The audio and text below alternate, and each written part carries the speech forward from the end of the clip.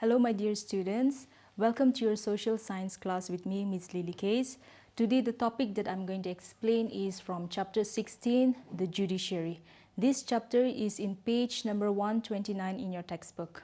Alright, so the subtopics today that I'm going to explain are the single judiciary system, the Supreme Court. Under the Supreme Court there is composition, qualifications, tenure, removal, allowance, and there are also powers and functions of the Supreme Court. And under the powers and functions, there are 5 main powers and functions. They are the original jurisdiction, the appellate jurisdiction, the advisory jurisdiction, the court of record, the custody of constitution, and the guardian of the fundamental rights. Then later on, I will explain to you about the High Court and the subordinate courts. So let me begin with the single judiciary system. So in India, we have the single judiciary system where the Supreme Court is at the top, then followed by the High Court and followed by the subordinate courts.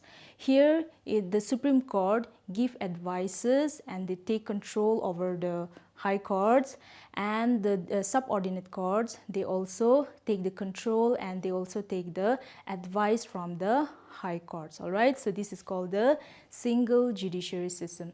In page number 129 in your textbook, you will see the flow chart of this structure of the judiciary system, where they have explained to you clearly about what comes after the other. All right, now the single judiciary system, it starts with the Supreme Court. All right, so Supreme Court is at the top, and like I mentioned earlier, they give advice and control to the High Court, and then the subordinate courts, they also take the advice and control from the high courts. All right, now let me begin with the Supreme Court. All right, so Supreme, the name itself is Supreme, right?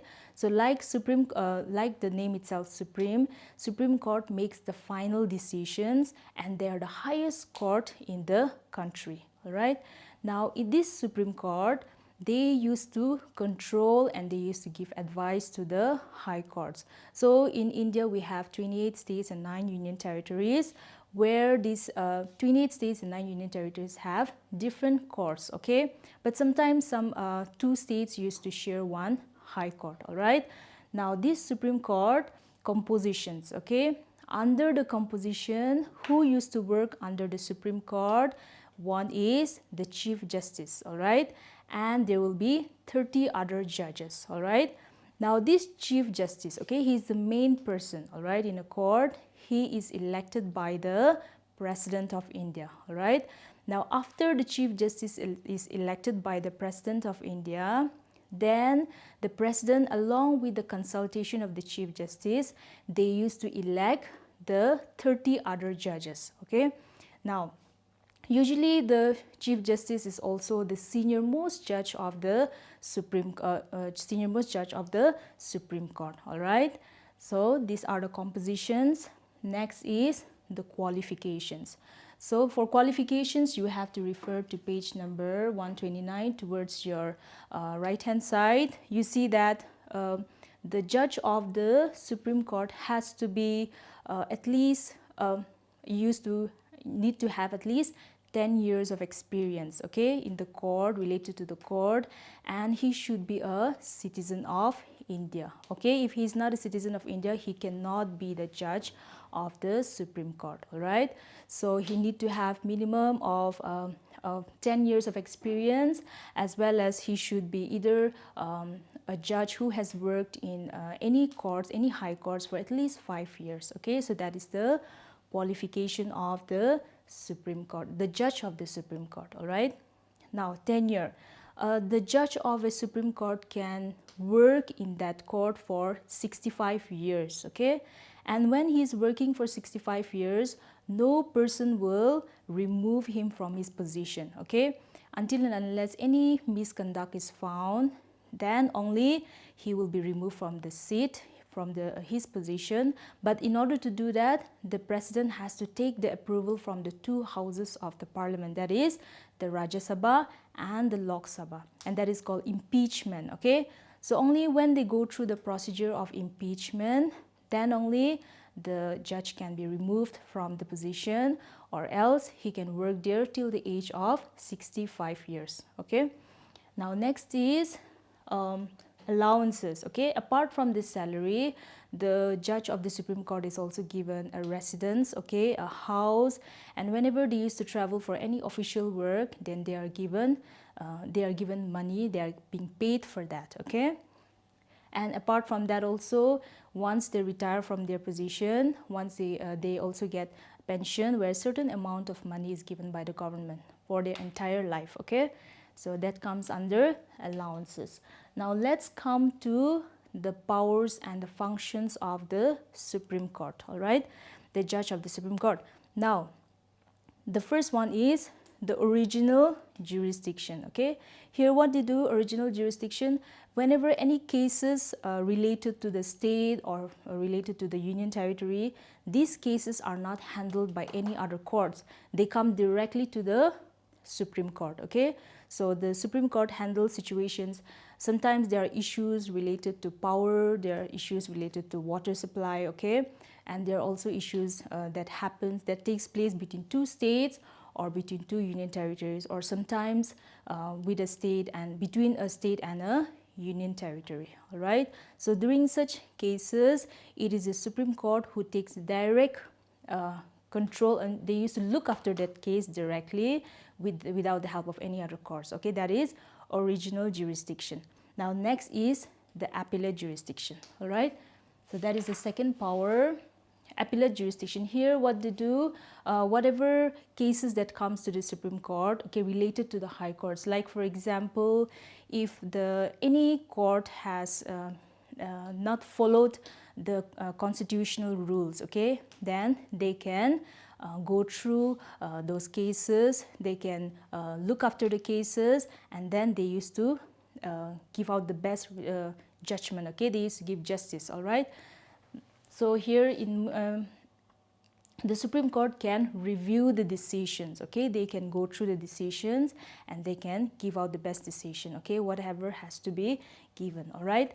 Now coming to the advisory jurisdiction. Here what they do in advisory jurisdiction, the Supreme Court, okay, they used to act as an advisor to the president. Okay, so whenever the president desires to take some suggestions from anybody, they used to go and approach the Supreme Court. So the Supreme Court will give them advices and suggestions. However, it's not necessary that the president has to take the advice of the Supreme Court. Okay, so it depends on the president whether he will take the advice or reject the advice. Okay, so that comes under the advisory jurisdiction. Now the next one is the court of record. Okay, so whenever any cases comes with the Supreme Court and it has been given judgment, then these cases are kept in record in the Supreme Court's office. So that is court of record. Okay, then next one is the custodian of constitution. So in a constitution, there are so many rights are there, and there are so many do's and don'ts, right? So these things are taken care by the Supreme Court. Okay, so Supreme Court is the custodian. They used to look after whatever falls under the constitution. Okay, then the last one is the guardian of fundamental rights. So these fundamental rights are given to the citizens of India, and the fundamental rights are protected by the Supreme Court. Okay, so that the citizens of India can enjoy the rights, and they can as a citizen of India, they can follow these rights, and whenever anybody does stop them from following these rights, it is the Supreme Court who used to come forward and support the citizens of India. Okay, so that comes under the guardian of fundamental rights.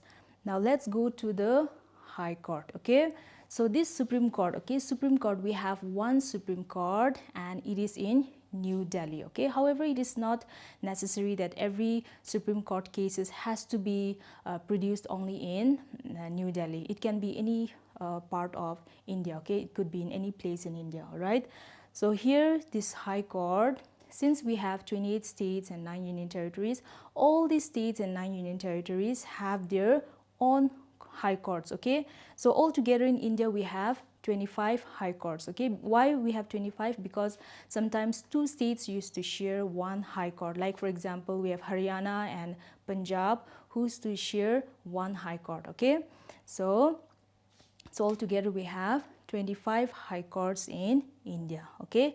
So what are the compositions, okay. Again, here also the composition of the high court. In high court we have a chief justice again, and there are also other judges. So these judges are not fixed, they can be changed time to time depending on how the president decides, okay. And these judges of this high court, they are appointed by the president of India, and the chief justice is appointed by the president along with the consultation of the governor of that concerned state, okay. Like for example, for the high court, okay, the judges of the high court of Madhya Pradesh, the governor of the Madhya Pradesh along with the president of India, they used to do the decision together, and they used to appoint these judges, okay.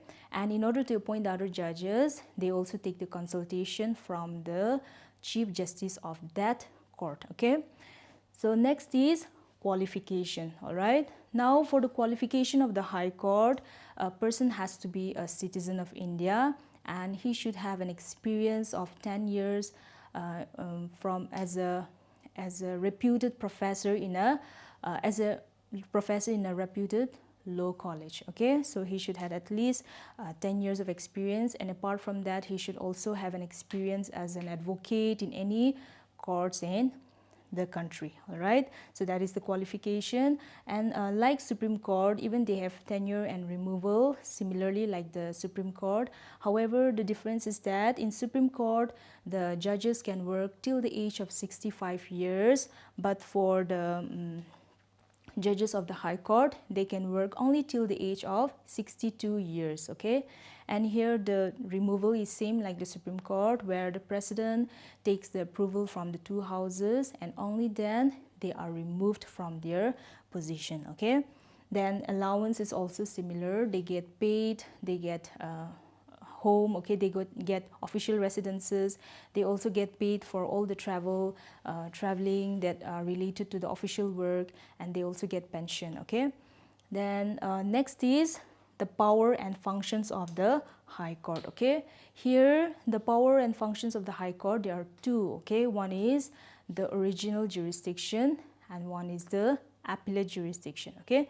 Here in original jurisdiction, if you want to rely on your textbook, it is in page number 131 in your textbook. Under the original jurisdiction, the high court can give a written order, or they can give some suggestions, okay, or also they can give some directions to any person or authority. If they find them unfavorable, then they can give a written order or directions, okay. But this high court, they have control only in their territory. Since we have 25 high courts, they used to take control over only on their territory, okay. They are not supposed to go and take control over any other territory, all right.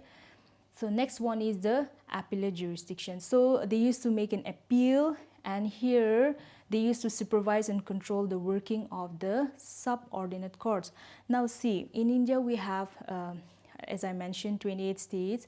So these 28 states, again, they are divided into different districts, right? So these districts, they also have their district courts, okay? And they are known as the subordinate courts. Now these high courts, they used to give advice, they used to give suggestions to these subordinate courts, all right? Now these subordinate courts, in order to do something, they also take suggestions from the high courts, and they used to, they are correlated, okay? They are interrelated, all right?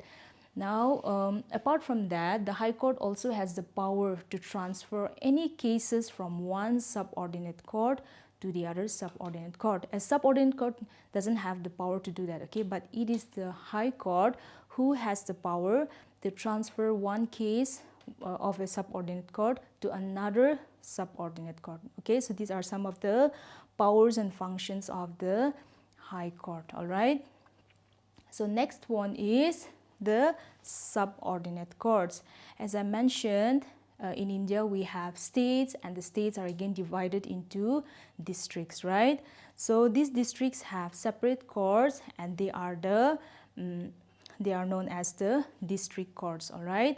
Now these district courts, they follow different system, okay, but generally they have a same pattern when it comes to court, but they run differently. And under these subordinate courts, they are divided into criminal courts, civil courts, Eaja Panchayats. They are divided into Lok Adalats, okay, and there is also revenue courts, okay. So all these courts, they deal with different cases, like for example the civil courts, okay.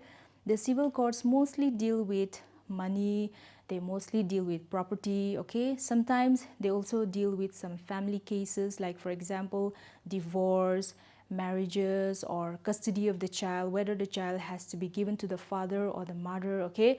So they used to deal with the family cases as well, okay.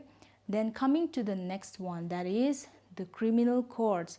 Now these criminal courts, what they do, they used to deal with some serious cases like theft, robbery, rape, dacoity, okay, etc.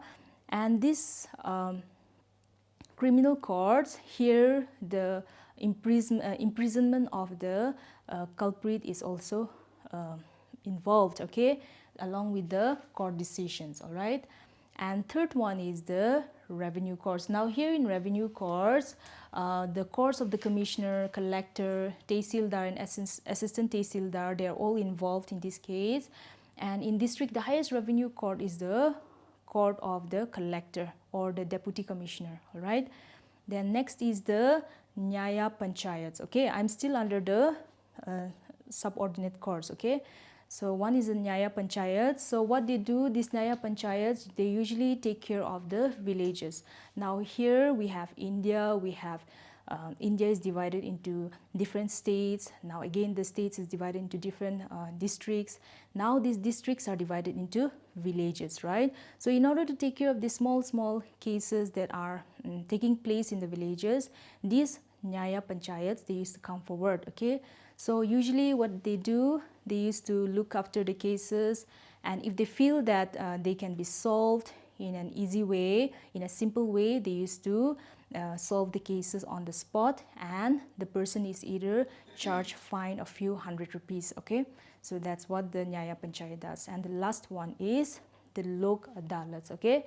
So this Lok Adalat, it was first started in Delhi. It was in 1985, okay. So what happened was thousands of cases started getting pending in the courts, all right. And so many people had to wait for years and years in order to get justice, all right. So in order to give justice to these simple cases, these Lok Adalats, they came forward, okay.